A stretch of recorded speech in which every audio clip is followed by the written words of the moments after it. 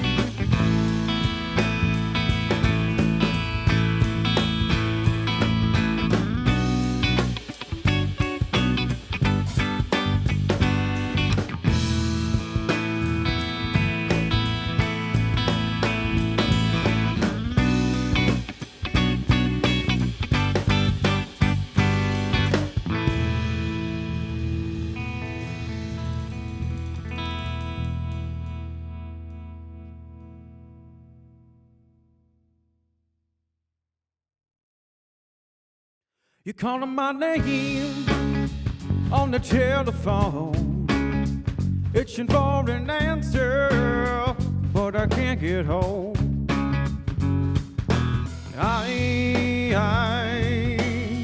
I'm feeling slow down.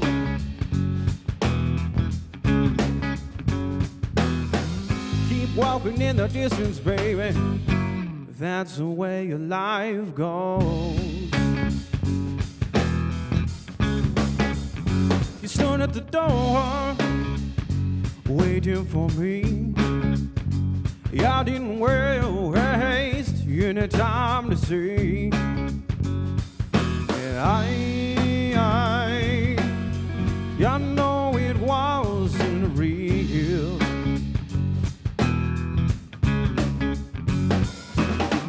Keep walking in the distance, baby. That's the way your life goes. 'Cause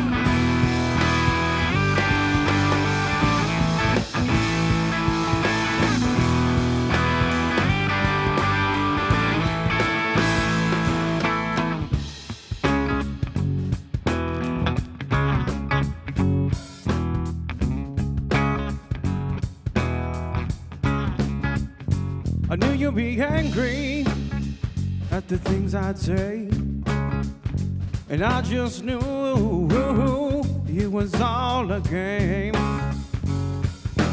And I'm feeling slow down.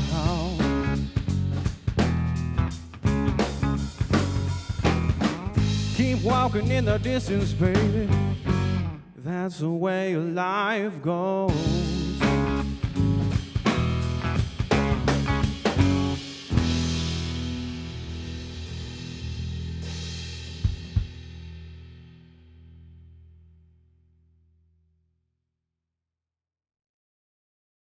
.502 Sessions, my guest today is Nate Lupi, blues guitarist and vocalist. Nate, nice to meet you. Nice to meet you, man. So you've been performing at venues and festivals since 11? How did that start?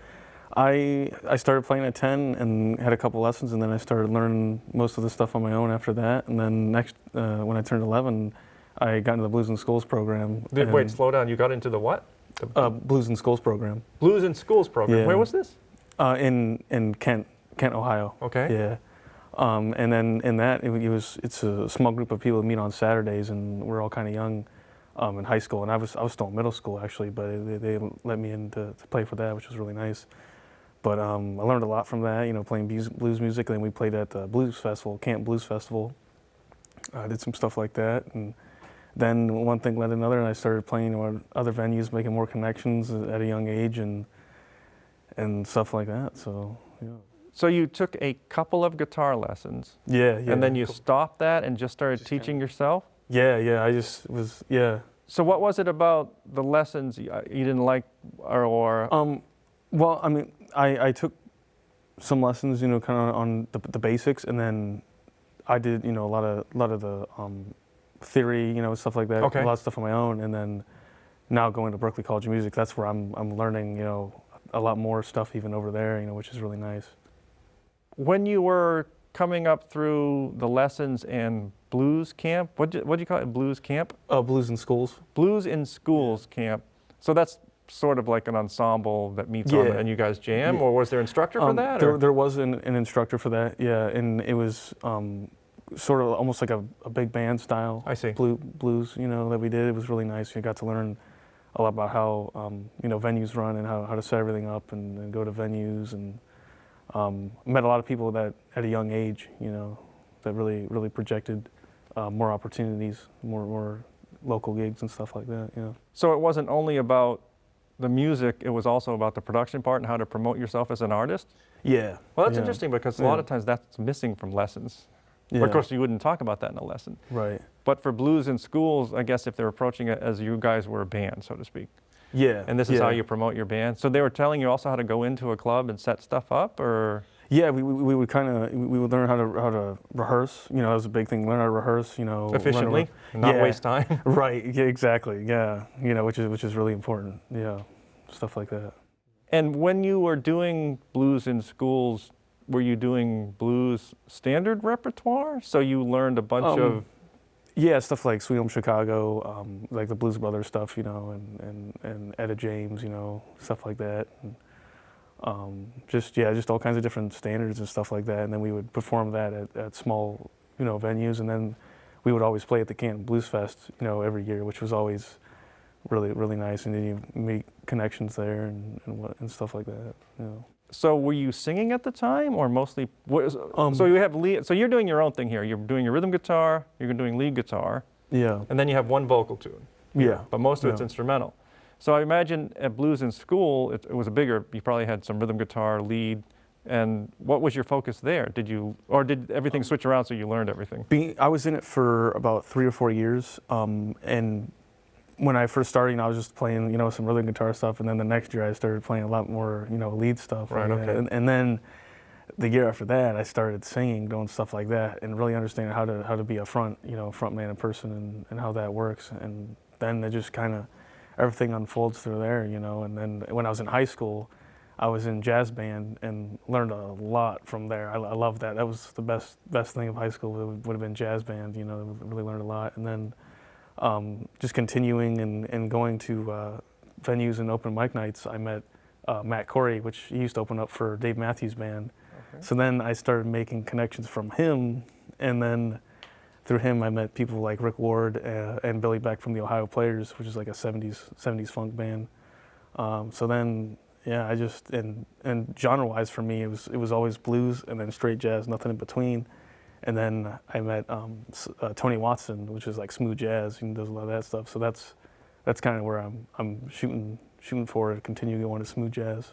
So the jazz band in high school, was it a small group, or was it a traditional big band with trombone, like a 7-part sax section and then 4 trombones and brass, or was it more small group stuff? It was pretty big. We had a lot of trumpet players. It was almost too many, you know. So it wasn't an audition thing where they take from the concert band and make a smaller band. It was kind of open. It was an audition, but he did bring in a lot of brass players, which was cool though. We had a lot of different harmonies and parts, which was interesting. But yeah, we did. It was kind of like a similar thing like the Blues in Schools program, just jazz oriented, of course. And what is your focus at Berklee? I'm studying pro music there, so we're going everything from performance to composition to music business and everything in between there. So really getting everything in and arranging. It's great over there, and of course the connections too. So So someplace in between Blues in Schools and the high school jazz band and Berkeley, you started writing on your own, or were you always writing on your own right out? I mean, I dabbled in writing a little bit when I was pretty young, when I kind of started, and then from the Blues in Schools program, I created my own kind of band with a harmonica player, and then we kind of started writing a little bit there, and then after I was done with that project, I started writing and singing, doing a lot of my stuff on my own, and then that's how that unfolded with the blues music. My first album was blues, and then the one I'm working on now is going to be more smooth jazz based instrumental, but there'll be some lyrical stuff on that too, though. So. How do you define smooth jazz? It's kind of like there's a little bit of bebop in there, but it's kind of like, think of almost like neo soul or like R&B, almost funk too. It's just kind of, I love crossing over between genres. It's kind of, I really like that. And I should say that some of your songs, they're, I guess what I would say, blues oriented, but then also kind of like a jam band thing where you'll take the chord progression and jam around the band, but not altering the chord progression too much. So it's like kind of a vampy thing? Yeah, it can be, depending on the tune. Yeah, just kind of, sometimes obviously there'll be a form, but then we'll also kind of vibe, our own renditions, with different things. And doing mostly instrumentals without the vocal part, of course, there's not that standard, here's where we sing the song, and right. This is where we take the solo, and now we're going to come back and sing the same part again, and then we're done. Yeah. And do you find that more free? I'm just asking because you brought in one vocal tune today. So most of your songs are instrumental, or that's just the one you brought in?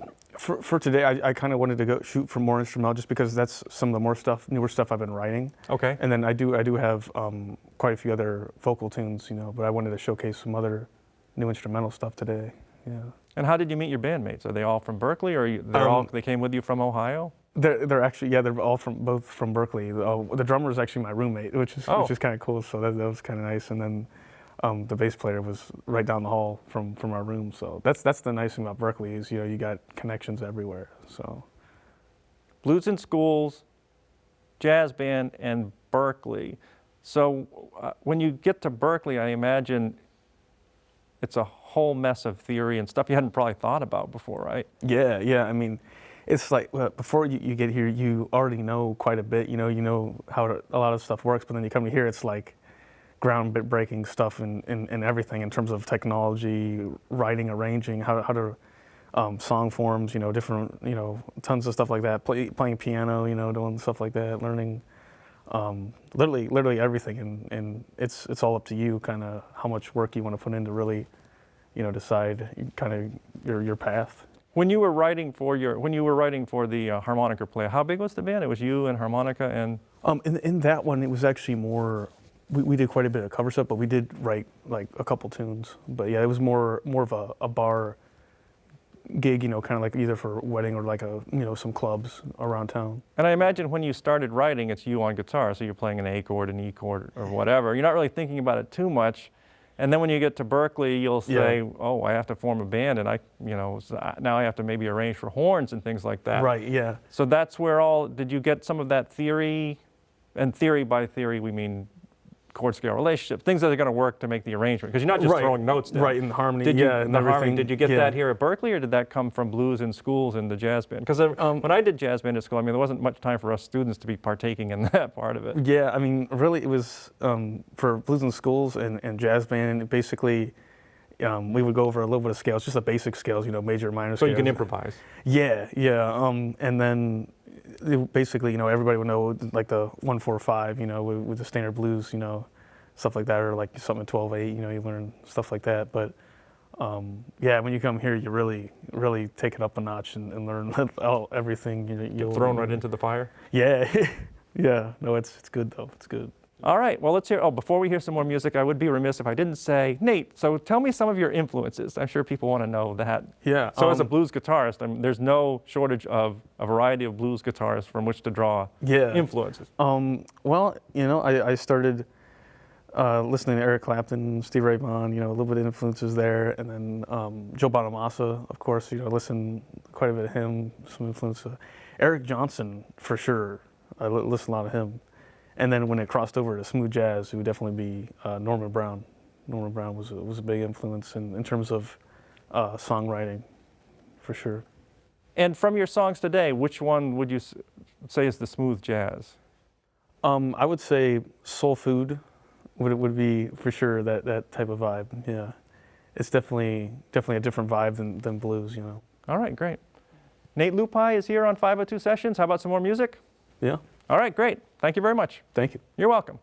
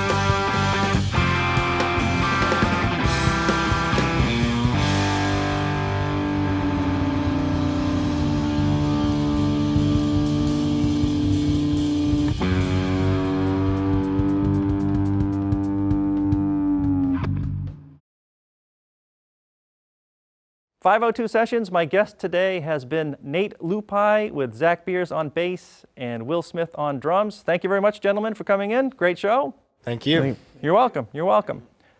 502 Sessions is all about live original music, so if you're a musician and you're in a band or even a solo act, don't hesitate to reach out to me. I'm at 502sessions@gmail.com.